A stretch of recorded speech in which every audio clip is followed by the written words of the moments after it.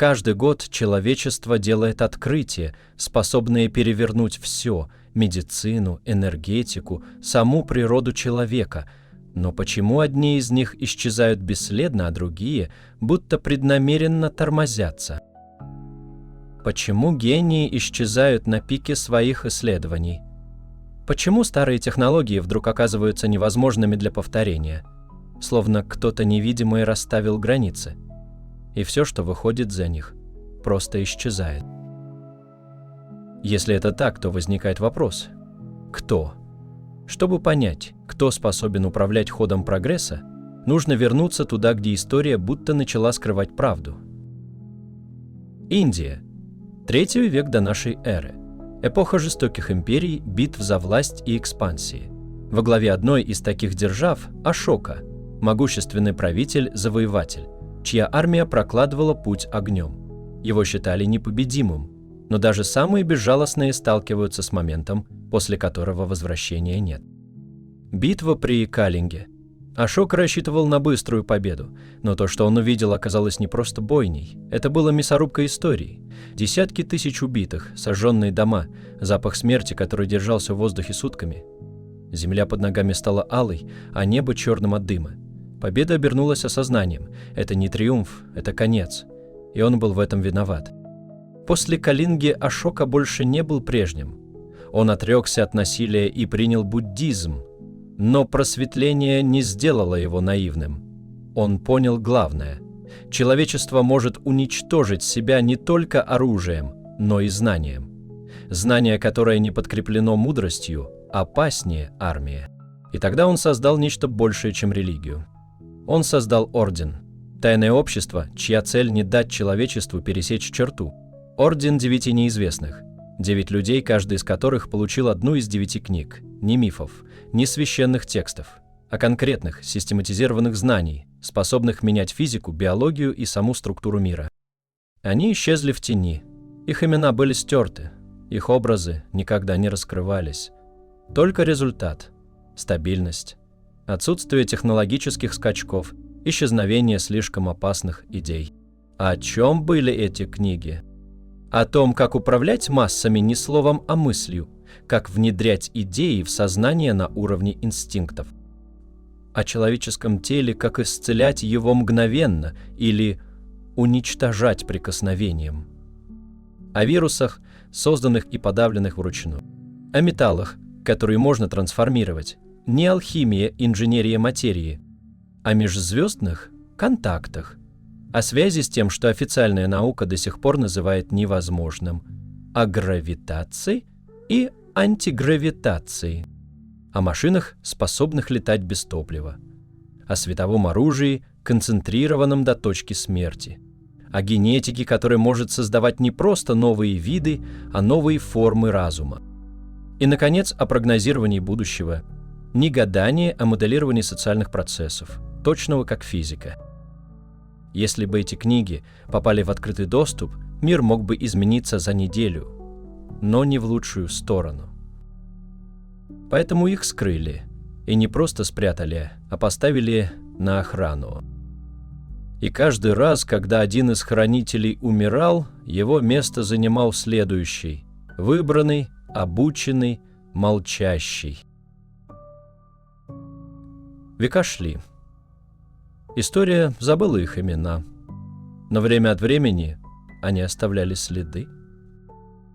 Внезапные открытия. Изобретения, опередившие эпоху. Имена, которые внезапно исчезали. Технологии, которые невозможно было воспроизвести снова.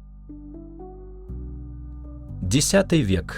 Европа только начинает выбираться из мрака Средневековья. Время суеверий, чумы, войн. Люди боятся звезд, не понимают чисел, считают, что Земля — центр всего. И вдруг появляется он. Жербер Дайрияк. Будущий папа Сильвестр II. Монах. Ученый, механик, астроном.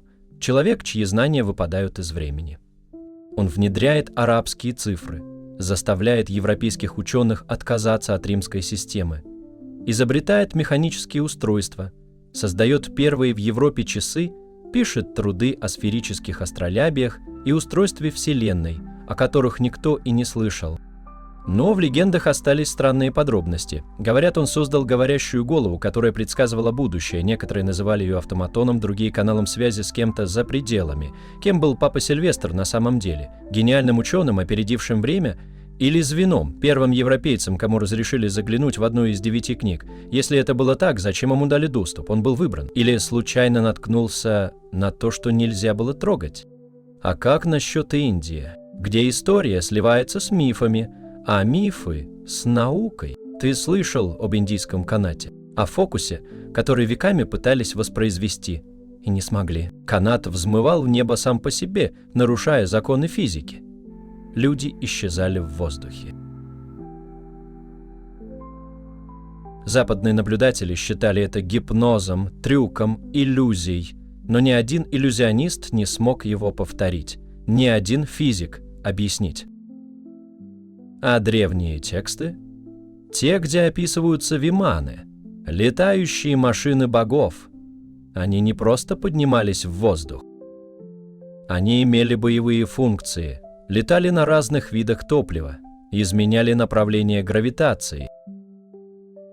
Звучит как миф, пока не сравнишь это с современными чертежами военных беспилотников. Так могли ли эти истории быть не выдумкой, а утечкой? Мог ли кто-то случайно или намеренно приоткрыть занавес? Если да, то зачем? Проверка, ошибка или предупреждение, если за всем этим стояли 9 неизвестных? Может, это были не сбои? А сигналы? Контролируемые выбросы знания. Дозировка прогресса. Невидимое управление? Почему нет? Возможно, они не давали нам взлететь слишком быстро, чтобы мы не сожгли себя на старте. Слишком быстрая эволюция опасна, как и слишком резкая истина.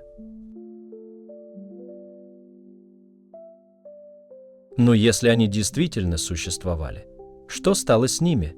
Живы ли они? Они все еще наблюдают? Или их ряды давно нарушены? Что, если одна из книг вышла из-под контроля? Что, если она давно не у Ордена? Что, если она в руках тех, кто даже не понимает, что держит?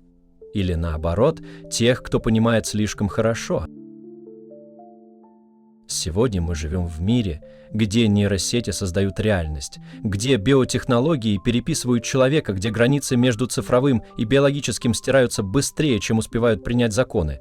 Может быть, все это совпадение, а может, следствие. Что, если одна из книг легла в основу современной революции?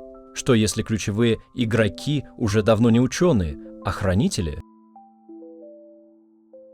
Среди нас могут быть те, кто знает, кто ищет, кто нашел, кто молчит, и те, кто пытается извлечь выгоду из тишины. Мы не знаем, где они, но, возможно, они знают, где мы. Вопрос только в одном. Кто доберется первым, человечество или хаос? Что будет, если знания, находившиеся под замком, окажутся на свободе и станут вирусом не в сети, а в сознании?